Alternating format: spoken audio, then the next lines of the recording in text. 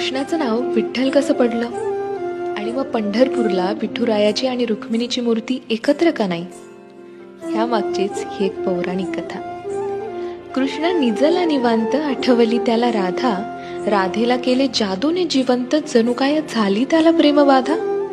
समोरून आली रुक्मिणी, कृष्णासंग राधास पाहिली, डोळे झाले लाल लाल, म्हणे मी कृष्णा सोडून चालली. कुठे गेली रुक्मिणी कुणास बाई ठाऊक, कृष्ण भटकतोय तिला शोधत, होऊन व्याकुळ भाऊक. पोहोचला बाई कृष्ण शोधत तिरी चंद्रभागेच्या, अन रुक्मिणी दिसली दिंडी रवनात पंढरीच्या. कृष्ण म्हणवितो रुक्मिणीस, पण ती रुसलेली फार, म्हणतो कसा, अगं रुक्मिणी कसा करू मी तुझ्या विना वैकुंठाचा संसार. रुक्मिणी नाराज, त्यातच कृष्णास आठवे भक्त एक थोर, नाव त्याचे पुंडलिक, लय गुणाचं ते पोर.